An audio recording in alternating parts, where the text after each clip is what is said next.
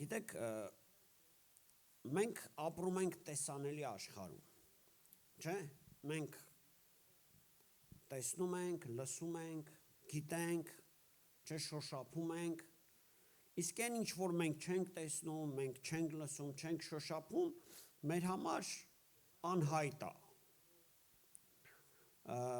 Բայց ովքեր են հավատում, որ կա նաև հոգևոր աշխարհ, մեր շուրջ բոլորը, որը մեզ համար անտեսանելի է։ Նույնիսկ թվում է մենք որպես Աստծուն հավատացող մարդիկ պետք է առավել եւս հավատանք դրան, որ կա հոգևոր աշխարհ,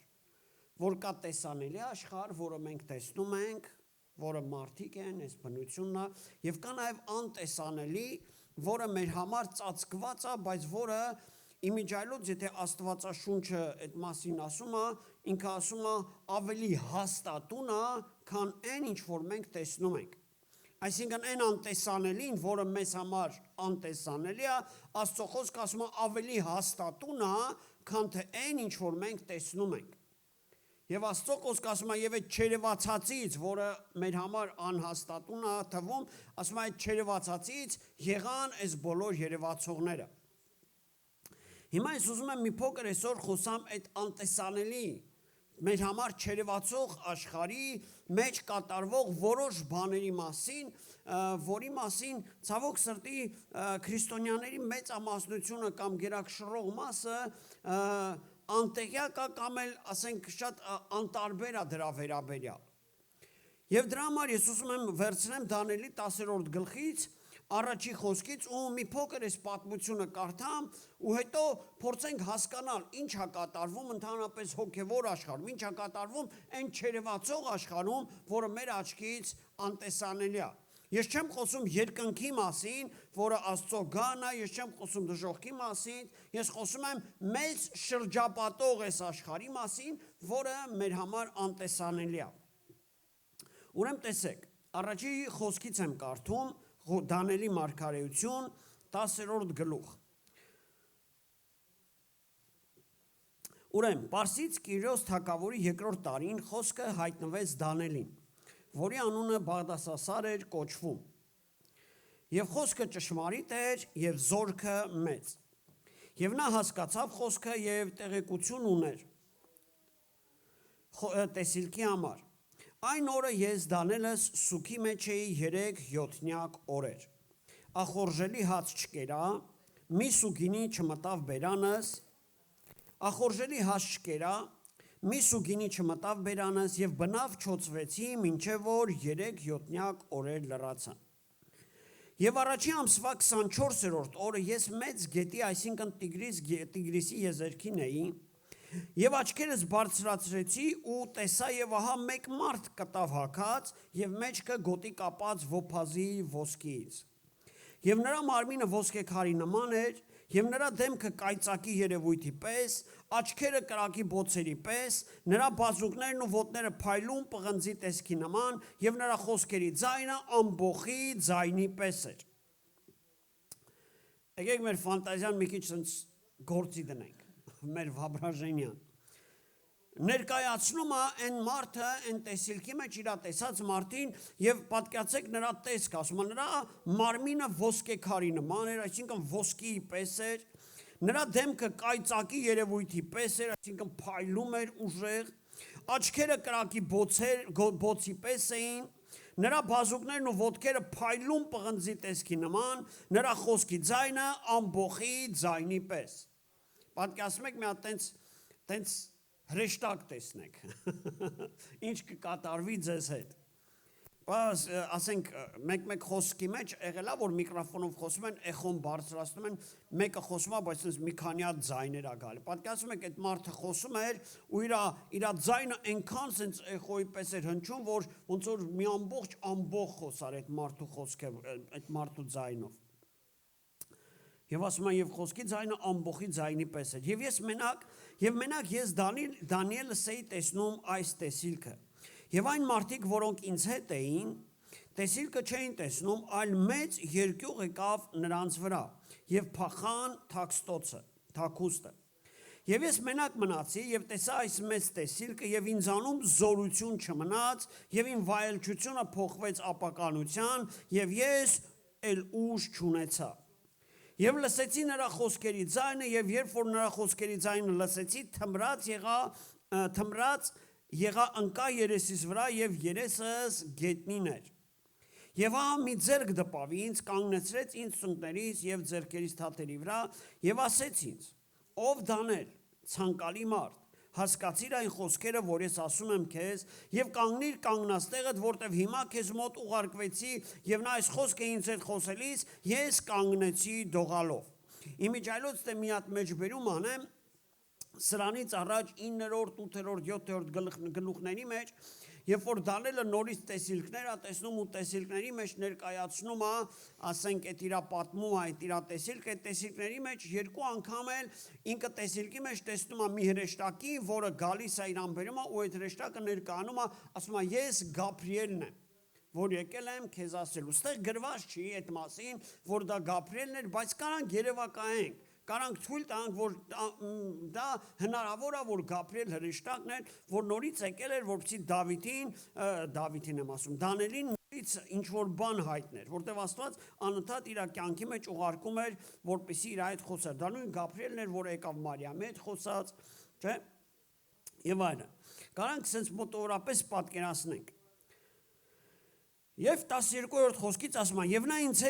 նա ինձ ասեց. մի վախեցիր, ով Դանիել, որտեվ այն առաջի օրը, որ սիրտը տվիր հասկանալու եւ քո անձը խոնարհեցնելու քո Աստծո առաջին, քո խոսքերը լսվել են եւ ես եկա քո խոսքերի համար։ Ասում է այն օրվանից, որ դու քո սիրտը խոնարհեցրին եւ Դանիելը ներկայացնում ասում է 21 օր որոշում կայացրեցի, որ ախորժելի հաց չուտեմ, ախորժելու բան չխմեմ եւ իմ անձը խոնարհեցնեմ, Աստծո առջև սուք անեմ ու փնտրեմ, որպեսզի հասկանամ Աստծո ծրագրերն ու Աստծո խորհուրդներն։ Ասում է այն առաջի օրվանից, երբ որ դու քո անձը խոնարհեցրիր, քո աղոթքը լսվեց եւ Աստված ինձ ուղարկեց, որպեսզի քո հետ խոսամ։ Բայց ինքը առաջի օրը չի եկել, ինքը եկել է ամառյա վերջին օրերում, արդեն 21-րդ օրը։ Եվ Պարսից թագավորության իշխանը կանգնել էր իր դիմացը 21 օր։ Եվ ահա Միքայելը առաջի իշխաններից մեկը եկավ ինձ օգնելու եւ ես մնացի այնտեղ Պարսից թագավորի կշտին։ Այսինքն նրա մոտ։ Ասում է ինձ ուղարկվեցի, որ գամ քեզ ասեմ, բայց Պարսից թագավորության իշխանը Եվ մենք հասկանում ենք, որ դա Կիրոս թագավորը չէր, ոչ էլ Դարեթ թագավորն էր, որը ժամանակ այդ ազգի վրա Կիրոսն էր իշխում, դա նրա մասին չէր։ Դա խոսում էր մի դիվական ուժի, մի դիվական զորավոր ուժի մասին, որը այդ իշխանության վրա տիրում էր։ Եվ ասում է, եւ նա ինձ հակառակ էր կացել, ու ես չէի կարողանում քո մոտ գայի, մինչև որ Ասում եմ, մինչև որ ահա Միքայելը առաջի իշխաններից մեկը եկավ ինձ օգնելու, այսինքն մեկը եկավ, Միքայել հրեշտակապետը, մենք տենց ենք սովոր իրան ասելու, ասում եմ, ձեր իշխաններից մեկը եկավ ինձ օգնելու եւ ես մնացի այնտեղ Պարսից թագավորի մոտ։ Եվ ես եկա քեզ հասկացնելու, այսինքն ոնց եկա հաղթեցինք նրան եւ եկա, այսինքն հոգեվոր աշխարհում տեղեր ունենում մի պայքար, մի պատերազմ։ Աստվածը հրեշտակին ուղարկել էր, որ գնար Դանիելին խոսար, բայց այդ հրեշտակը չէր կարողանում, որտեվ օդի մեջ մինչև իրան հասնելը կար դիվական ուժ, կար դիվական պատերազմ։ Այդ թագավորության մի քիչ սրա մասին մի քիչ հետո կասեմ, այդ թագավորության վրա մի դիվական ուժ կար, որը թույլ չէր տալի, որպեսզի ինքը գար ու խոսար այդ մարդու հետ։ Ու ասում է, ու չէի կարողանում, մինչև որ Միքայել եկավ, ինձ օգնեց, պայքարեց, հաղթեցինք, եւ ես եկա քեզ ասելու այդ բանը։ Եվ ես մնացի այն, եւ ես եկա քեզ հասկացնելու, թե ինչ պիտի պատահի քո ժողովրդին վերջին օրերում, որտեվ տեսիլքը տակավին այն օրերի համար է։ Եվ նա այսպես խոսեց խոսքեր ինձ հետ խոսելիս, ես երեսս դեպի գետինն արեցի եւ համար եղա։ Եվ ահա մարդի որդկանց նմանությունով մեկը կպավ շրթունքներից, եւ ես բերանս բաց արեցի եւ խոսեցի եւ ասեցի իմ առաջ կանգնողին. Ով Տեր իմ, այս տեսիլքով հետ դառան ինձ իմ ցավերը, եւ ես էլ ուժ չունեցա։ Եվ ինչպես պիտի կարողանա այս իմ տիրոջ ծառան խոսել այս իմ տիրոջ հետ, որովհետև ինձանում հիմիկվանից ուժ չկա եւ ինձանում շունչ չմնաց։ Եվ կրկին տպավ ինձ այն մարդի կերպարանք ունեցողը եւ ինձ զորացրեց։ Եվ ասեց. մի վախեցիր, ով ցանկալի մարդ, խաղաղություն քեզ, զորացիր։ Եվ նա ինձ հետ խոսելիս ես զորացա եւ ասեցի. թող խոսի Տերս, որտեվ ինձ զորացրեցիր։ Եվ նա ասեց. գիտես, թե ինչու համար եկա քեզ մոտ, հիմա ետ պիտի դառնամ Պարսից իշխանի հետ պատերազմելու։ Հիմա նայեք, ասում է, ես եկա քո մոտ ու հիմա պիտի էլի հետ դառնամ Պարսից իշխանի հետ պատերազմելու, եւ ես դուրս եկած ժամանակը, ահա հունած իշխանը պիտի գա։ Ստեղ մի փոքր կանգ առնեմ, որովհետև շատերի համար անհասկանալի էսով էր Պարսից իշխանը, հետո ինչ կապ ունի հունած իշխանը։ Երբ որ Դանիելի մարգարեությունը կարդում ես, այնտեղ երբ որ Աստված Դանիելին ներկայացնում է, թե ինչ պետք է լինի, որտեղ Դանիելը փափագ ուներ հասկանալու, թե ինչ պետք է լինի, եւ Աստված նրան ներկայացնում էր ինչ պետք է լինի, այնտեղ տարբեր կերպերով, մի քանի կերպերով ցույց տվեց տարբեր կենթանիների միջոցով, հետո Նաբուկոդոնոսորի արձանի միջոցով, ասենք ցույց էր տալի, որ ինչ իշխանություններ ու ինչ աշխարհակալներ պետք է գան իրար հետևից։ Ու հետո ասում էր, որ Բաբիլոնի թագավորությունից հետո պետք է գա Մարաց թագավորությունը, սրանք sense մի հատ իմպերիաներ էին, որ պետք է գային։ Հետո Մարաց թագավորությունից հետո պետք է գար Հունած թագավորությունը, հետո նրանից հետո պետք է գար Հռոմեական կայսրության թագավորությունը, եւ սա պատմություն է, եւ երբ որ պատմությունը ուսումնասիրում եք, տենում եք, որ դա իրականում այդպես եղել է։ Եվ ստեղ ինքը ասում է, ես գնում եմ նորից Պարսից իշխանի հետ պատերազմելու, ասում է, եւ նրանից հետո պետք է գա հունած իշխանը, այսինքն իմ պատերազմը, իմ պայքարը շարունակվելու է հետո հունած իշխանի հետ։ Այսինքն մենք ստեղից մի կարևոր բան ենք հասկանում, ինչ է կատարվում հոգևոր աշխարհում։ Ամեն իշխանություն, ամեն թագավորություն, որ գալիս է, նրա հետևում կանգնած է ինչ որ ուժ։ Եվ ստեղ հանձինս այս տեղի գրված ներկայացնում է դիվական ուժերի,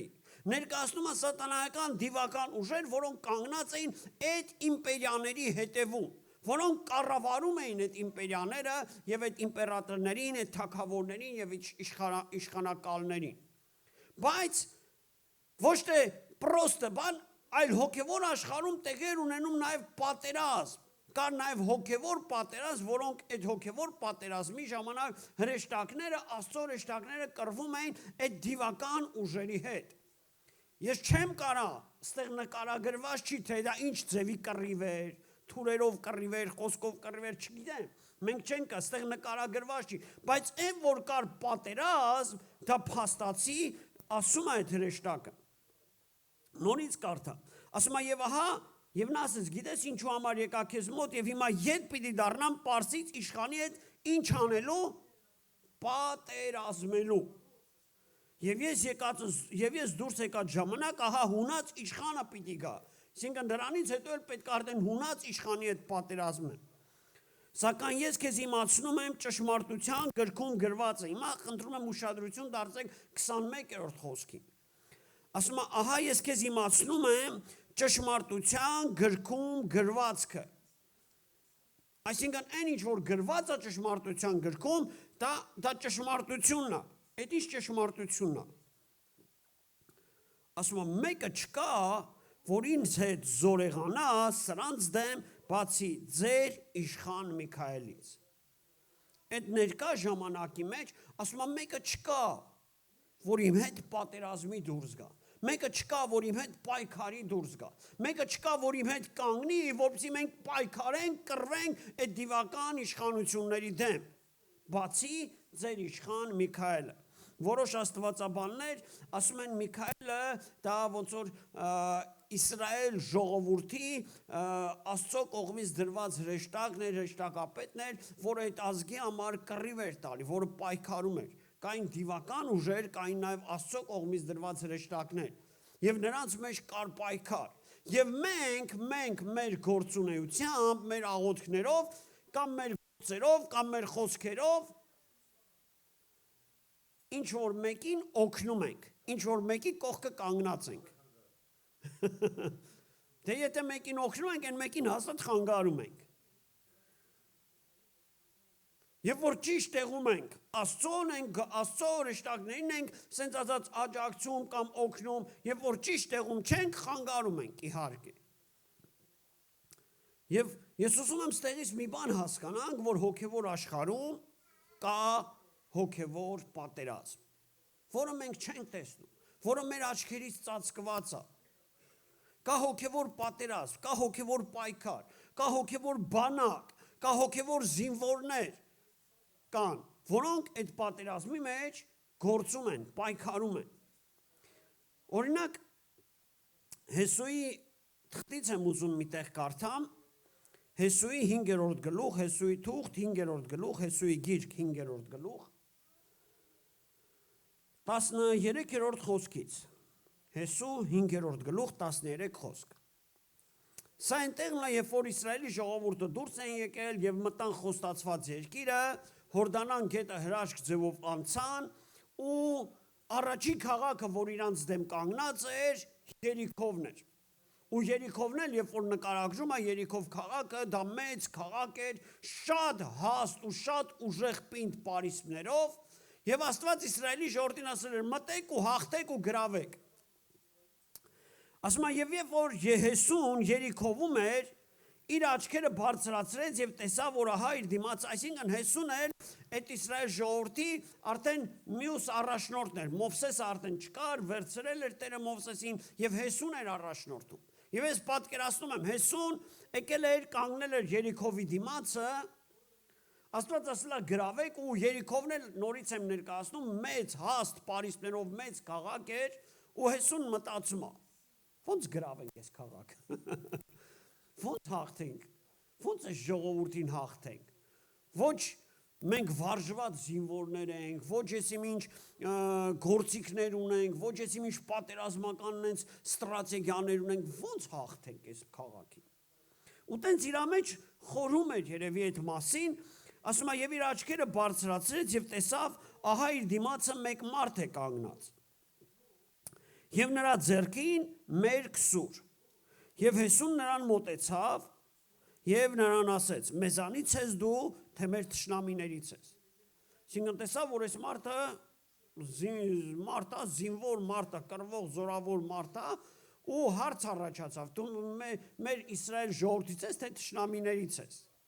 Որտեվ 3 միլիոնանոց Իսրայելի մեջ ինքը հաստատ բոլորին չէր ճանաչում։ Ու իր մոտ հարց առա, ով ես դու։ Եվ նա ասեց. ոչ, այլ ես Տիրոջ զորավարն եմ։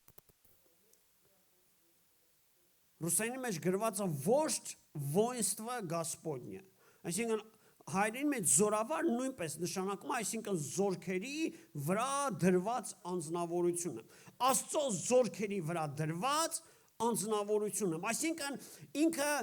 ոնց որ Դանիելի մարգարեության մեջ կարդացինք, այդ ձևի փառավոր ներկայացված չէր։ Եվ մենք հասկանում ենք, որ հրեշտակները կամ Աստծո, ասենք, երկնային լիչնստները, անձնավորությունները կարան տարբեր ձևերով Երևան, տարբեր տեսքերով Երևան։ Կարա ինքը իր ամբողջ փառքով երևա, կարա սովորական հագուստով ու սովորական մարդի պես երևա։ Եվ ստեղ ինքը սովորական զինվորի պես է երևած է, այնքան զինվոր, որ Հեսուն մտածեց ինչ որ զինվոր է։ Բայց երբ որ այդ մարդը ներկայացավ, այդ մարդու նման անձնավորությունը, ասեց, ով եմ ես Աստծո զորքերի զորավարն եմ։ Աստծո բոլոր զորքերի զորավարն եմ։ Հետաքրքիր է այս գրքի վերնագիրը, երբ որ գրված է, վերնագրի մեջ գրված է Հեսուի հանդիպումը հրեշտակի հետ։ Բայց եկեք հələ նայենք, ով էր այս անձնավորությունը։ Ասեց, ոչ, այլ ես Տիրոջ զորավարն եմ եւ հիմա եկա եւ Հեսուն իր երեսի վրա գետին ընկավ եւ երկրպագություն արեց։ Եվ նրան ասեց, ինչ է հրամայում իմ Տերը իր ծառային։ Գիտեք, եթե այս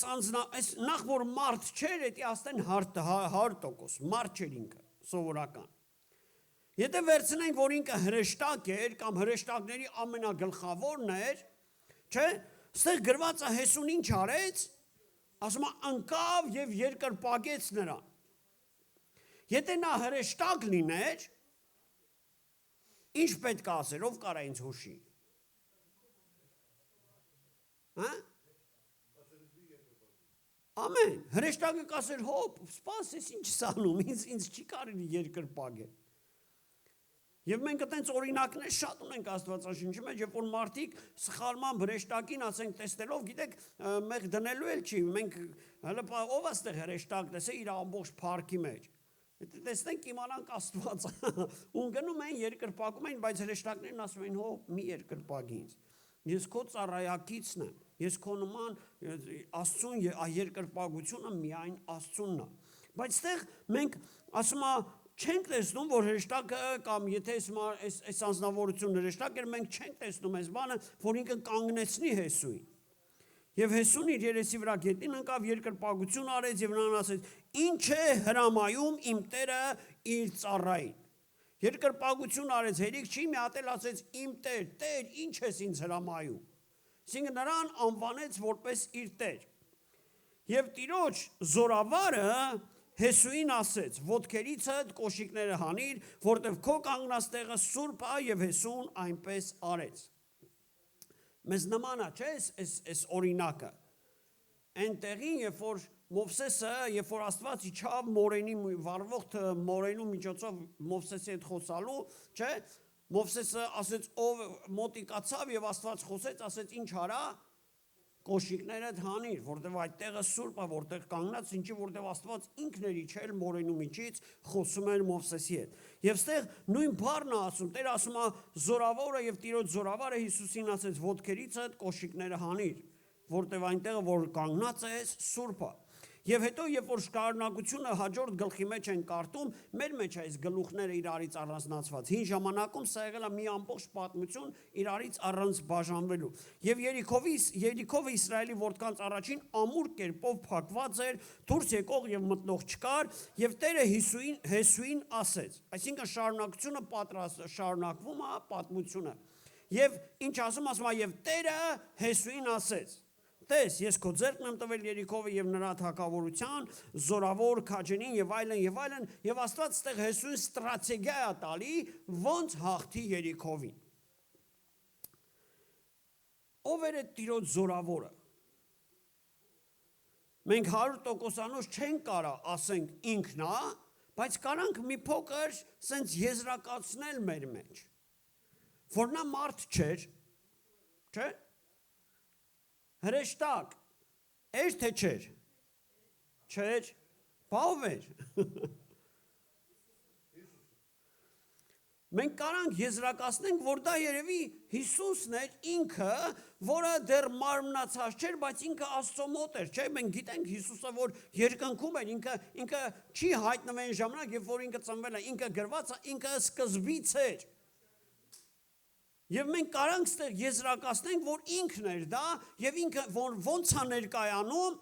ասում է, ես Աստծո զորավարն եմ, Աստծո բոլոր զորքերի հրամանատարն եմ։ Մենք մի լավ երգ ունենք, երգում ենք այդ երգը, երբ զորքի զորավարը ով է Հիսուսը։ Եվ մենք ինչ ենք անում իրան,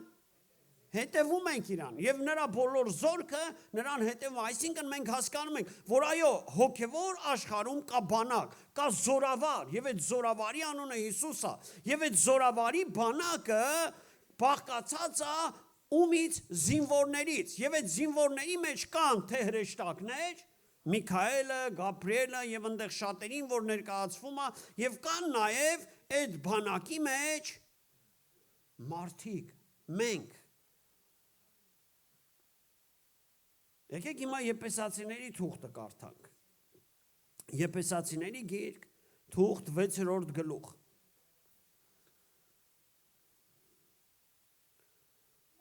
Որտեվ կարող ասեք, հա հրեշտակները կռվում են, լավ են անում, մենք այդտեղ ինչ գործ ունենք։ Մենք ոնց կռվենք։ Մենք մեր համար խաղաղ ապրում ենք, այ մարդ, մենք ինչ գործ ունենք կռվից։ Պատերազմից ինչ գործ ունենք։ Բայց եկեք կարդանք հələ։ Եփեսացիների 6-րդ գլուխ 10-րդ խոսք։ Այսուհետև եղբայրներ, զորացեք Տերով եւ նրա զորության կարողությունով։ Խորհուրդ հատալ, ասում է զորացեք։ Հիշում եք այնտեղ Դանիելին ինչ էր ասում, հրեշտակը զորացիր, եւ Դանիելը այդ խոսքերից զոհացում էր, թող էլի ասա, զորանում եմ։ Ոստեղ Տերը ասում է ինչ արեք, ասում է զորացեք Տերով եւ նրա զորության կարողությունով։ Անցած անգամ Էրիկը խոսած, որ Եփեսացիների այն մի խոսքի մեջ ասում է, որպեսզի Աստծո գիտությունը գա, հայտնությունը գա, որպեսզի ճանաչենք մեր կոչումը, շարունակության մեջ ասում է նաև ճանաչենք մեր կարող զորությունը, ինչ զորություն ունենք մենք Հիսուս Քրիստոսի մեջ։ Այսինքն մենք Աստծո մեջ զորություն ունենք։ Եվ ստեղ Աստծո խոսքը ասում է ինչ արեք, այդ զորությունով զորացեք։ Ոչ թե իմացեք, որ կա զորություն, ոչ թե իմացեք, որ կա ուժ, կա կարողություն, այլ այդ զորությունով ինչ արեք, զորացեք։ Ինչի համար է պետք մեզ զորանալ։ Ու ստեղ շարունակության մեջ ասում է.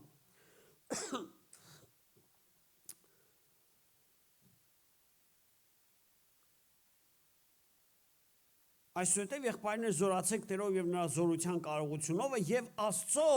սպառազինությունը հագեք, այսինքն ոչ թե մենակ զորացեք, այլ նաեւ զինվեք, սպառազինությունը դա զենքերն է։ Սպառազինությունը, այսինքն զենքերը վերցրեք ձեր վրա, որ կարող լինեք սատանայի հնարքներին հակառակ գնալ, որովհետեւ մեր պատերազմը ինչ ունենք։ Մենք ինչ ունենք, պատերազմ ունենք, այդ պատերազմը մեզանից հեռու չի, այդ պատերազմը մեզանից անկախ չի, մենք պատերազմ ունենք, մենք պայքար ունենք, մենք կռիվ ունենք, և այդ կռվի մեջ, հեսա մի քիչ հետո այդ մասից էլ մի քիչ կկարդամ, ովքեր կարան լինեն այդ կռվի մեջ, որտեղ մեր պատերազմը արյունի եւ մարմնի հետ չէ, այսօր հետաքրքիր է կարներեք ասում է, այս մասը դες մասին գյուղում էլ պաշտամունքին քարոզեցի, ասավ այդ ես քարոզելու, ասի, ասավ գիտես, ես էլ տենց եմ սկսելու երգը, պատերազմը մեր մարմնի, մենք չենք պայմանավորվել իրար հետ, բայց Տերը գործում է, ասում է պատերազմը մեր մարմնի եւ արյունի հետ չի, մեր պատերազմը մարդու հետ չի, մարմինն ու արյունը էդի մարդն է։ Մեր պատերազմը մեր հարևանի հետ չի, հարևան պետության հետ չի, հարևան ժողովրդի հետ չի, քրոջ աղբոր հետ չի, իշխանավորների կամ չգիտեմ ինչ որ մարդկանց հետ չի, բա ում հետ է։ Այլ իշխանությունների, պետությունների հետ, բայց այստեղ իշխանություն, պետություն նկատի չունի մեր իշխանությունները, որտեղ հետո տալիս է բացատրությունը։ Այս աշխարհի խավարի աշխարհակալների հետ ու հետո բացում է ճակերտները, ովքեր են այդ իշխանությունները, ովքեր են այդ պետությունները, ովքեր են այդ աշխարհի խավարի աշխարհակալները, ասում է այն չար հոգիների հետ, որ երկնավորների մեջ են։ Ում հետ է մեր պատերազմը, չար ոգիների հետ, դիվական աշխարհի հետ, հոգևոր աշխարհի հետ, մենք ունենք պատերազմ, մենք ունենք պայքար, եւ այդ պայքարը հոգևոր աշխարհում է։ Մենք չենք տեսնում դա, մենք չգիտենք դրա մասին, մենք տեղեկություն չունենք ինչքան են, բայց մենք ունենք պատերազմ։ Եվ եթե հետ դառնամ այն հրեշտակի խոսքին, ասում է մեկը չկա, որ իմ հետ կանգնի այս պատերազմի մեջ։ Այն ժամանակվա համար է գրում, Դանիելի ժամանակի մեջ է գրում։ Ինչի համար, որտեղ այդ ժամանակ մարդիկ չունեին այդ գիտությունը, մարդիկ չունեին այդ իրավունքը, չունեին այդ իշխանությունը, բայց այսօր մեզ Հիսուս Քրիստոսը տվել է այդ իշխանությունը, տվել է այդ գիտությունը, տվել է այդ զորությունն ու այդ կարողությունը։ Ինչի համար կանգնելու հակառակ, մտնելու այդ պատերազմի մեջ, մասնակցելու այդ պատերազմին, հակառակվելու սատանային, հակառակվելու նրա խորհուրդներին, նրա արած գործերին։ Եվ ես ուզում եմ հիմա մի փոքր հատված կարդամ մի գրքից, ես սովորություն չունեմ Աստվածաշնչից բացի ուրիշ գրքերից մեջբերումներ անել, բայց այս պահին ուզում եմ մի գրքից մի փոքր մեջբերում անել, դա Ռիկ Ջոյների Վերջին արշավ գիրքն է, որտեղ ինքը այդ գրքի մեջ ներկայացնում Աստված տեսիլքների բաների միջոցով իրան ներկայացնում է վերջին արշավի, ասենք, նկարագրությունը, թե ինչ է կատարվում հոգևոր աշխարհում։ Եվ ես ուզում եմ մի փոքր հատված, մի շատ չէ, որտեղ այնտեղ այնքան մեծ է, ասենք ընդհանրացած, որ եթե ես կարդամ, դա մի քանի ժամ ապե։ Մի փոքր հատված ուզում եմ կարդամ։ Թե ինչ ասում։ Եվ ասում է, երբ ես ավելի մանրակրկիտ նայեցի Տիրոջ բանակին, ինքը նկարագրում է այդ տեսիլքի մեջ, տեսնում է Տիրոջ բանակը, տեսնում է ասենք թշնամու բանակը եւ այդ նկարագրությունն է։ Ասում է, երբ ես ավելի մանրակրկիտ նայեցի Տիրոջ բանակին, վիճակը ինձ էլ ավելի հուսահատական թվաց։ Քրիստոնյաների միայն ոչ մեծ քանակությունն էր կատարելապես սպառազինված։ Այնինչ մնացածները ռազմական հանդերձանքով պաշտպանված էին միայն մասնակիորեն։ Այսինքն մենք հեսաստեղ երբ որ կարդանք սպառազինության մասին, կարդում ենք, չէ՞, փրկության սաղավարտ եւ այլն։ Ասում է, ոչ բոլորն էին սպառազինված, այն մի մասն էլ մեկը մի բանը ուներ, մեկը մի բանը ուներ։ Այնինչ մնացածները ռազմական հանդերձանքով պաշտպանված էին միայն մասնակիորեն, իսկ ոմանք էլ բոլորովին անզեն էին։ Շատերը արդեն վիրավորված էին։ Կատարելապես սպառազինվածների մեծամասնությունը ուներ չափազանց փոքր վահաններ, որոնք չէին կարող պաշտպանել նրանց թշնամու առաջիկա կատաղի հարձակումից։ Իմ մեծ զարմանս ինձ, հիմա տեսեք ինչ ասում, Աստծո բանակի զինվորների ճնշող մեծամասնությունը կազմում էին, ով է կարծումով, կանայք ու երեխաները։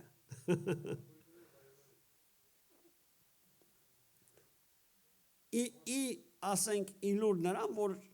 ասում են մենակ տղերքի օր, չէ, պատերազմի Աստծո բանակի գերակշռող մասը կանայք էին, ասում են ու երեխաները։ Սպառազինություն ունեցողներից շատ քչերն էին իրենց զենքը օգտագործելու մեջ լավ վարժված։ Ովքեր էլ ունեին զենք օգտագործելու ձև չգիտեին, վարժված չէին։ Մի փոքր էլ կարդամ ու հետո անցնեմ խոսքից։ Այդ բանակի հետևից մի ամբոխ էր ձգվում, նման չարի բանակի հետևում եղող գերիներին, սակայն իր բնույթով կատարելապես տարբեր։ Այդ մարդիկ չափազանց երջանիկ տեսք ունեին, կարծես հարբած լինեին։ Նրանք խաղեր էին խաղում, երգեր երգում, խնջույք էին անում, անշտապ զբոսնում էին, մի փոքր ճամբարից մյուսն էին գնում, որ կարծես վաբշե այս աշխարհից չէին։ Գիտեք, երբ որ այս մասը կարդում եմ, պատկերացնում եմ մեր քրիստոնյաներին։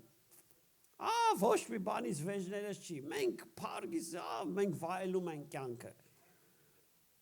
Մենք գործ չունենք, ինչ պատերազմ, ինչ բան։ Ուստեղ մի պատմություն հիշեցի, հին ուխտի մեջ ագրված այդ պատմությունը դատավորաց 18-րդ գլխի 27 համարում ագրված, այսի երբ որ Իսրայելի ժողովուրդը մտել էին ու գրավում էին այդ իրանց խոստացված երկիրը, Դանի մասին ագրված, Դանի ցեղի, ասում է նրանք Միքայելի շիյունացիները եւ նրա քահանային վեր առան եւ գնացին Լայիսի վրա, այն հանգիստ եւ անհոգ ժողովրդի վրա, այսինքն նրանք եկել են պատերազում են ու գրավում են քաղաքի վրա, երկրի վրա գրավում են ու եկել են միտեղ ու մի քաղաք, ասում է, հասան Լայիսի վրա, ասում է, այդ քաղաքը գիտեք ոնց է, ասում է, այն հանգիստ ու անհոգ ժողովրդի վրա։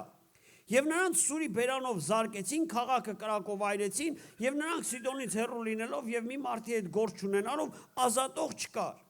Ասում է, այնքան հանգիստ, այնքան խաղ, որ այդ ժողովրդին գրավելը, ասում է, վաբշե պրոբլեմ չէր Իսրայելի ժողովրդի համար։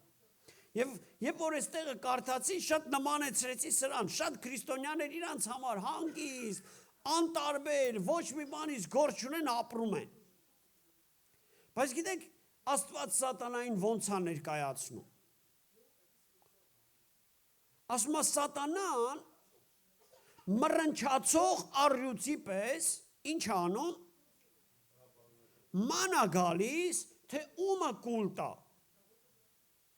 Եվ նրա համար առաջին նշանակետը, գիտեք ովքեր են, Քրիստոնյաները, հավատացյալները։ Հովհաննեսի 10-րդ գլխի 10-րդ խոսքի մեջ ասում է գողը ուստեղ ներկայացնում է նորից սատանային։ Ասում է գողը գալիս է, որպեսզի ինչ անի, որպեսզի գողանա, կորցնի եւ փչացնի։ Գողը գալիս է միայն որ գողանա, սպանի եւ կորցնի։ Սա է նրա նպատակը, սա է նրա իդեան։ Եվ գիտեք, այս 2000, ինչի 2000, 6000 տարվա մարդկության պատմության մեջ, գիտեք, սատանան ոչ մի անգամ չի ասում, օհ, կշտացա, հերիքա։ Չէ։ Դժողքը չի բավարարվում, չի բավականացվում։ Չի ասում դժողքը, ադե հերիքա, բոլա, վсё։ Չի ասում, էլի, նորից։ Սատանան երբ որ մեկին սպանում է, մեկին վերացնում է, մեկին կարողանում է գողանա, մեկին կարողանում է փչացնել, ինքը չի ասում, վաղ ինչ լավ է, վсё, հերիքա, կշտացա, չէ, ասում է հաջորդը։ Պատկերացնում եք, ինքը մռնչացող առյուծի պես ման է գալի, մի կարոս ասում են, գիտեք, մի մարդ ասում են, նրա համառությունը ոչ մի վայրկյան չի դադարում, չի վերանում, չի հանգստանում։ Եվ սա ինչ որտեղ մեզ ինչա, մեզ վիճվա, մեզ համար վիճվա, որ լսեք Աստծո ժողովուրդ, մեր թշնամին չի հանգստանում։ Ինքը չի ասում, հա դե լավ, սրանից գործ չունեմ։ Չէ, առավել ևս։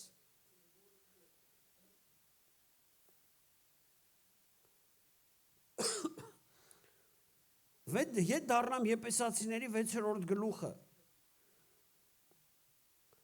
Ասում Աստծո սպառազինությունը հագեք։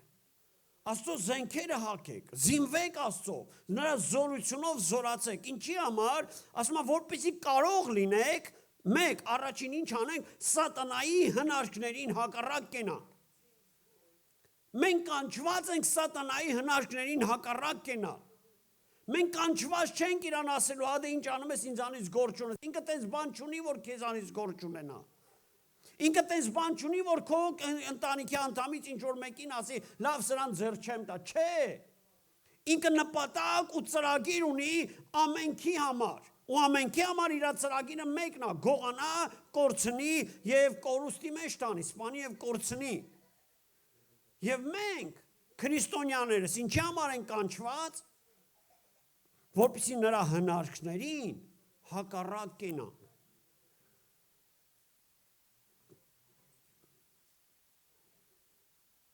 Կորինթացիների, երկրորդ գլխի 11-րդ խոսքում Աստված Պողոս առաքյալը սենց ասում, նո Աստված նրա միջոցով ասում է, որ սատանան մեզ զրկանք չանի, որ նրա խորհուրդներին անտեղյակ չենք։ Գիտեք, սատանան մեզ կարա զրկանք անի, երբ որ մենք անտեղյակ ենք նա, բայց ասում է դուք նրա խորհուրդներից անտեղյակ չեք։ Եթե ինչ որ մեկը կարար հիմա մինչև այսօր ասել, ադե ես չգիտեի, հիմա լսեք Աստված քեզ ասում է, իմ միջոցով, իր խոսքի միջոցով ասում է, անտեղյակ մի եղի, իմացի սրա մասին։ Իմացի սատանայի ծրագրերը, իմացի քո թշնամու ծրագրերը։ Իմացի որ մեկը կա, որ գիշեր ցերեկ մտածում է, ոնց քեզ վնասի, ոնց քո ընտանիքը վնասի, ոնց քո հարևանին վնասի, ոնց քո պետությունը վնասի, ոնց երկիրը նրա ամբողջ մտածելակերպը սրանում է վնասի, ոչնչացնի, կորցնի։ Եվ մենք աշխարհի մեջ մարդիկ չենք, Աստծո ժողովուրդս կանչված ենք հակառակ կենալու նրան, հակառակ կենալու նրա խորհուրդներին։ Ոչ թե լայսի նման անհոգ ու անտարբեր մեր համար ապրենք, ես գործ չունեմ ոչ մի բանից։ Եթե գործ չունես, ինքը քո հետ գործ ունի։ Դու ինչքան ուզում ես ասա, ես քո հետ գործ չունեմ, ինքը քո հետ գործ ունի, եւ քո գործ չունենալը իրան ավելի շատ է օգուտ տալի, քան թե գործ ունենալը։ Շարունակություն ասում է, որպեսզի կարող լինեք սատանայի հնարքներին հակառակ կենալ։ Մյուսը 13 խոսքի մեջ ասում է, որպեսզի կարող լինեք հակառակ կենալ չարության օրումը։ Ինքը ոչ թե մենակ, գիտեք, ես մի անգամ միացած ծրագիր, միացած բան ասեցի, ասեցի նախ նրա խորհուրդների մասին։ Գիտեք, սատանան այսօր խորհուրդներ է ծրագրում։ Բայց մեկ էլ այս հավատացյալները հավաքվում են ու ասում են, սատանա, մենք քո խորհուրդները քանդում ենք։ Մեկ էլ դդամբ։ Մտածում է ոնց վնասեմ այս Կարենին, մեկ էլ Կարենը հելնում է աղոթում, ասում է սատանա, ես քո խորհուրդները իմ ընտանիքի դեմ քանդում եմ, դդեմ, քանդվավ։ Հակառակ են կենում, ասում Աստծո խոսքը ասում է հակառակ կեցեք սատանային, հնազանդ լինելով Աստծուն, հակառակ կեցեք սատանային եւ նա ձեզանից կփախչի։ Ամեն, սա մեր գործն է, սա մեր կոչումն է, սա մեր կանչվածությունն է։ Երկրորդ ասում է, որպեսզի կարող լինեք չարության օրը հակառակ կենալ։ Կա նաև չարության օր, բացի նրանից, որ կան խորհուրդներ, կա նաև բաներ, կա խորհուրդներ, կա որոնք կարողանում է հասցնի, ու մեկ էլ տենում ես քեզ վնաս հասցրեց։ Մեկ էլ տենում ես մի տեղից, ինչ որ տեղից մի խնդրեմ հայտնվեց, մի խնդրեմ գոյացավ։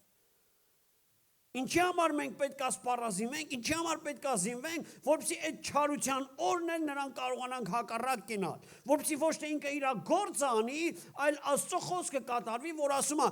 ամեն բան Աստծուն սիրողներին բարին է գործակից լինում։ Գիտեք, ինքը մեկ էլ մի բան է մտածում ու ստացվեց, մեկ էլ կանգնում եմ պատերազմի, կանգնում եմ հակառակության, մեկ էլ այն ինչ որ ինքը ուզում էր վատը լինի, մեկ էլ տենում ես էդի դառավ ի բարիին գործակից։ Ավելի օրհնություն բերեց քեզ, ավելի զորացրեց քեզ, ավելի բարձրացրեց քեզ, ավելի Աստծո զորությունը եկավ քո կյանքի մեջ։ Ինքը ասում արա այսքի արեցի։ Փոշմանում է, բայց արդեն ուշ է։ Գիտեք, Հիսուսի կյանքում էլ էր տենց։ Ամեն ինչ անում էր Հիսուսին սպաներ, ամեն ինչ անում էր, այն դրան բռնեց, նրան փարիսեցիներին խորհուրդ կազմեց, դավայ սպանենք, սպանեց, ասեց ուխ պրծա։ Մեկ էլ երրորդ օրը Հիսուսը 150 առավ ասավ, դու խաբար չէիր ինչ էիր անում, դու իմ ծրագրերն էիր իրականացնում։ Ամեն Սատանա խորհուրդ է, բայց Աստված կար այդ խորհուրդները ի հակառակ նրա գործածի, երբ որ մենք հակառակվում ենք, երբ որ մենք մեր դիրքում ենք, երբ որ մենք մեր տեղում ենք։ Ես չեմ ասում, գիտես, երբ որ հակառակ եցան ինքը չի կարա, չէ, կարա ինչ որ բաներ անի, կարա չարության օր լինի, կարա ինչ, բայց Աստված պատրաստ է այդ ամեն ինչը ի օգուտ քեզ դարձնելու, ի բարին քո կյանքի մեջ բերելու։ Ամեն, երբ որ դու սպառազինված ես, երբ որ դու քո դիրքի մեջ ես։ Եվ ասում է ամենը կատարելով, որպեսզի ամենը կատարելով հաստատ կանգնենք։ Գիտեք, մենք պետք է կարողանանք հաստատ կանգնել մեր դիրքում։ Իսկ հաստատ կարած դու կանգնես, երբ որ դու սպառազինված ես, երբ որ դու պատրաստ ես, երբ որ Աստծո զենքերը քո վրա են, երբ որ Աստծո սպառազինությունը քո վրա է, երբ որ Սատանան գալիս է ու ինչպես Հիսուսի կյանքում ա գրված, այև ոչ մի բան չի կարողանում գտնի քո կյանքի վրա։ Դու կարողանում ես հաստատ կանգնել։ Բայց ցավոք սրտի երբեմն էլ կարողանում է քեզ շանտաժիրը տանի։ Հենց վերջերս մի հետաքրքիր կինո էի նայում, ու այդ կինոյի ամբողջ բանը սրանումն էր։ Մի հատ մանյակ կար ու իր գործելակերպը սենց էր, ինքը խակերներ ուներ, այս խակերների միջոցով մտնում էր մարդկանց հեռախոսները, մարդկանց կոմպյուտերները, ես շատ եմ ասենք այդ բաները ու գտնում էր մարդկանց այն ամենաթաքուն, այն ամենածածուկ, այն ասենք վատ բաները, որ այդ մարդը կարողացել է ասենք անի կամ գործի կամ չգիտեմ ինչ անի։ Ու կարողանում էր այդ մարդկանց հետո շանտաժիրը վտաներ։ Ուզում ես ոչ մեկ չի մնա։ Ուրեմն իմ համար էսի պետք է անես, իմ համար էնի պետք է անես։ Ու ես երբ որ նայում եի, ասի ինչքան հետաքրքիր է, սա սատանայի ստրատեգիան է։ Սատանան էլ է սենց գործում։ Սպասում է միտեղ վրիպես, սպասում է միտեղ մի վատ բան անես, ու հետո բերում ասում, այդ եկել ես Աստծուն աղոթելու, այդ դու հələ ինչ էիր ասում, ինչ էիր անում, այդ դու այնի չես։ Եվ գիտեք, երբ որ մենք սպառազինված չենք, երբ որ փրկության սաղավարտը մեր գլխին չի, երբ որ արդարության զրահը մեր վրա չի, երբ որ խաղաղության ավետարանի կոշիկները մեր ոտքերին չեն, երբ որ սուրը մեր ձեռքում ու վահանը մեր ձեռքում չի, գիտեք ինքը հեշտությամբ մեզ խաբում է, հա, ես անարժան մեկս եմ, ես ոնց կարամ Աստծուց բան խնդրեմ, Ես ոնց կարամ կանգնեմ, ասեմ, ես ոնց կարամ սատանային հակառակ կենամ։ Այո, եթե դու սխալի մեջ ես, չես կարա, բայց երբ որ դու ապաշխարես, երբ որ դու փրկության սաղավարտը ունես եւ ասում ես, Տեր, ես ապաշխարում եմ, Տեր, մաքրիր ինձ սրբի, Տերը քեզ վերականգնում է։ Երբ որ դու արդարության զրահը ունես եւ գալիս ես ու ինք ասում է, դու ոնց ես, ինչ իրավունք ունես, ասում ես, գիտես ինչ, ես իրավունք չունեմ, բայց Հիսուս Քրիստոսի արդարությունով ես կարամ։ Ես չեմ կարա ինձանով, ես ինձանով եւ ոչ մի մարդ իրանով չի կարա, բայց Հիսուս Քրիստոսով մենք կարող ենք։ Այսօր երգ են երգում նրա անվան մեջ ես սիլա։ Չէ՞։ Ես սիլա, լավ երգեր, ավից տվեց։ Վիմինի Հիսուսա, մենք ունենք նրա անվան մեջ այդ զորությունը, այդ ուժը։ Բայց նաև շարունակությունը 16-րդ խոսքի մեջ ասում է եւ ամենի վրա հավատքի վահան առեք, որ կարող լինեք չարի ամեն կրակոտ նետերը հանգցնել։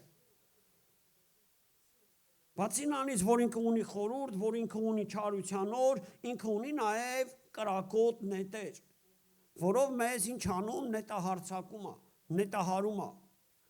Եվ մենք պետք է ինչ ունենանք, հավատքի վահան։ Այդ ինչ կրակոտ նետ է, Կարեն։ Մեկ էլ ականջիդ մի բան է հասնում, լուր է հասնում։ Իմիջայլոց հետաքրքիր է, որ լավ, այս մասին չեմ ասի։ Մեկ էլ ականջիդ բան է հասնում։ Քեզ գիտես, այս մարդը սես բան ասեց։ Օպանա, նետ եկավ։ Ով իմ մասին ու ոչ թե հավատքի վահանն է քո ձեռը, որ ասես Հիսուսի անունով ես չեմ ընդունում դա։ Ես օրհնում եմ իրան։ Դա հավատքի վահանն է, բայց հավատքի վահանը չկա։ Ով իմ մասին, Всё, նետը կպավ իր տեղը։ Ու լավ է, թույնա մեկ էլ սկսեց գործել։ Մեկ էլ տենում ես դառնություն, մեկ էլ տենում ես ատելություն, մեկ էլ տենում ես բամբասանք, մեկ էլ տեսնում ես, ասենք, նախանց։ Դրանք սատանայի կրակոտ նետերն են, որ գալիս են։ Մեկ էլ մի հատ ցանկություն բերեց քո սրտի մեջ, ու այդ ցանկությունը ընդունեցիր ու սկսեցիր դրա հետևից գնալ։ Դա նրա կրակոտ նետերն են, որից մենք պետք է պաշտպանվենք, ինչով, հավատքի վահանով։ Բայց մենք չունենք այդ հավատքի վահանը, ուստեղ ներկայության մեջ հետաքրքիր է այս բանի մեջ, որ պատմում է, ասում է, ոմանք ունեին վահան, բայց այնքան փոքր էր։ Պատկերացնում եք, վահան նետեր է գալի, դու այսքան ասես պստիկ մի հատ վահան ես բռնել, ես վահան ունեմ, հավատք ունեմ։ Հա ունես, բայց այդ հավատքը ոնց ես քեզի պահելու։ Քեզ մի հատ մեծ քո չափով ու քո չափից մեծ վահան ապել, որ ցենց հետևը կանգնես ու ցենց հա անկից քո համար ինչքան ուզում են կրակեն, ես պաշտպանված եմ։ Ինչ ուզում են իմ մասին ասեն, ես օրհնում եմ իրանց։ Ինչ ուզում են իմ մասին խոսան, ես իրանց սիրում եմ։ Ասելը հեշտ է, անելն է դժվար, բայց երբ որ վահանը կա հավատքի, թե ասելն է հեշտ, թե անելն է հեշտ։ Ինչի համար, որտեղ վահան ունես, որտեղ սպառազինված ես։ Ամեն։ Բայց գիտեք ամենավատը որն է, ու այս հետաքրքիր է, այս պատմության մեջ գրված է, որ այդ թշնամու նետերը մեկ էլ մենք ենք սկսում օգտագործել։ Մենք էլ այդ ատելությունը վերցում ենք ու մենք, օպանա, տվինք թշնամու նետով, այ մարդ ուր ես օգտագործում։ Փոխանակ դու դրանից պաշտպանվեց, դու վիրավորվեցիր, հերիք չի մի հատ էլ վերցրիր ու սկսեցիր դու օգտագործել դա։ Մեկ էլ մեկին մի խոսք ես ասում, մեկին մի բան ես ասում, Աստծո ժողովուրդ, մենք Աստծո նետերը պետք է օգտագործենք։ Մենք հավատքի զորության նետերը պետք է օգտագործենք, ոչ թե թշնամու նետերը։ Բայց ցավոք սրտի մեկ էլ Աստծո ժողովուրդը հայտնվում է ոչ թե այնտեղ, որ պետք է հակառակ կենա, այլ մի տեղ, որտեղ սատանան կարող է լավ էլ օգտագործի։ Ինչի համար, որտեղ սպառազինված չենք, որտեղ պատրաստված չենք, որտեղ Աստծո խոսքը չգիտենք։ Երբ որ սատանան եկավ ու Հիսուսին Աստծո խոսքով փորձում էր, ինչ արեց, չէ, ասես գրված է։ Գիտեք, շատ հավատացյալներ այնքան չգիտեն Աստծո խոսքը, որ այդ սխալ խոսքերը վերցնում են ու այդ սխալ խոսքերը սկսում են օգտագործել։ Պատկերացնում եք, Հիսուսը վերցնել այդ խոսքերը Այն որ սատանան ասեց իրան։ Ու հələ մի բան էլ այդ խոսքերով սկսեր գործել ու այդ խոսքերը ինքը ասեր։ Չէ, ասում էր սպասի, հոպ, տես չի։ Երեք մեր քույրիկներից մեկի հետ էի խոսում։ Իմիջիալուս գիտեք այնքան բաներ կա, որ մենք ասում ենք, որ Աստվածաշնչի մեջ տես գրված չի։ Բաներ ենք ասում, որ մեր մեջ տպավորված է, թե տենց է, բայց տես չի։ Ով կար ասի, մի բան ասեմ, լսել ենք, որ ասում են մեր ճանապարհը քարքարոտ է ու փշոտ։ Ով է լսել։ Լսել ենք, որ մեր ճանապարհը քարքարոտ է, փշոտ է, դաժե երգ կա դրա մասին։ Գիտեք, որ Աստվածաշնչի մեջ տես բան չկա գրած։ Բայց մեկ էլ քարոզիչ ելնում ասում է, գիտեք, Աստծո խոսքի մեջ գրված է մեր քարքարոտ է ու փշոտ։ Այ բար չէ, տես բան չկա գրված Աստվածաշնչի մեջ։ Հիսուս ասում է նեղա ճամփ, նեղա դուռ ու նեղված ճանապարհը, այնտեղ չկա ոչ քար, ոչ փուշ, բար, բայց մենք վերցրել ենք, լսել ենք երկու այդ երկով գրված է։ Ու նման այնքան բաներ կա, որ մենք վերցնում ենք Աստվածը, ասենք լսած, մեկս մյուսից կամ երկից կամ չգիտեմ, ու ասում ենք, գիտեք, սենց բան է գրված, բայց սենց բան չկա Աստվածաշնչի մեջ։ Այդ ինը լավ, մեկ էլ տենում է սենց բաներ են ասում, որ вообще հակառակ է Աստծո խոսքին։ Սատանան կաուացել է մի սխալ բան տա, ու մենք էլ վերցրած էդի դրոշակ արած ֆռում ենք, սենց է գրած, որտեղ է գրած։ Երեք մեր քույրիկներից մեկ հետ էի խոսում, ասում է սենց է, հետաքրքիր է, լավ, մի քիչ բացեմ չակերտները, ասում է գրված է ծածուկ տեղ աղոթի, այսինքն գնա թաքուն աղոթի, որ սատանան չլսի, ասում եմ, որտեղ է տես բան գրած։ Ասում է գրած է, չէ, գնա ծածուկ, որ սատանան, ասում եմ, որտեղ է գրած։ Ասում է, դե տենց է գրած, ասում եմ, չէ։ Այդպես բան չկա գրված։ Ծածուկ տեղ չի նշանակում մտքիդ մեջ, նշանակում է մարդկանցից ծածուկ։ Մենք չպետք է վախենանք, որ անկարծ ասում է, ու ինքս են, որ անկարծ սատանան չլսի ինչ ենք ա։ Այ մարդ թողը լսի, իրան պետք է լսել տան, որ ինքը լսի, իմանա։ Իր տեղը իմանա, իր գործը իմանա, իր ծրագրերը քանդվի։ Այո, մենք չպետք է վախենանք։ Երբ որ մենք պատերազմի մեջ ենք, գիտեք, շատ ոյ մենք վախենում։ Չէ, մենք չպետք է վախենանք։ Ինչի համար, որտեղ Հիսուսը հաղթել է եւ այդ հաղթանակը մեզ է տվել։ Մենք ոչ թե գնում ենք նոր հաղթելու, մենք գնում ենք այդ հաղթանակը վերցնելու։ Մենք ոչ թե պետք է պատերազմենք ու այդ պատերազմի մեջ ասենք, գիտես, ես պետք է հաղթեմ, այլ այդ հաղթությունը արդեն մեզ տրված է։ Մենք պետք է մտնենք մեր հաղթության մեջ։ Մենք պետք է վերցնենք մեր բաժինը։ Ամեն, մենք պետք է վերցնենք մեր խոստումները, որ Աստված արդեն իսկ մեզ տվել է։ Հիսուսը երբ որ իր աշակերտներին ուղարկեց դևերին հանելու, հիվանդներին բժշկելու, երբ որ իր աշակերտները հետ եկան, ասում է, ես տեսա սատանային երկնքից կայծակի պես վայր ընկած, ընկնելիս, այսինքն ինքը արդեն պարտված է։ Մենք պետք է կանգնենք մեր դիրքի մեջ ուղղակի, մեր հաղթության մեջ, մեր սպառազինության մեջ եւ ոչ թե օգտագործվենք նրա կողմից։ Ամեն։ Եվ սա մեր կոչումն է, սա մեր դիրքն է, սա Աստծո ժողովրդի բաժինն է։ Աստված մեզ զորություն ա տվել, Աստված մեզ կարողություն ա տվել, Աստված մեզ իշխանություն ա տվել, Աստված մեզ գործիքներ ա տվել, զենքեր ա տվել, սպառազինություն ա տվել, որպեսզի մենք կարողանանք ոչ թե մենակ մեզ պաշտպանենք, այլ նաև սատանայի ծրագրերը քանդենք, ազատենք գերիներին, ավետարանենք, քարոզենք ավետարանը։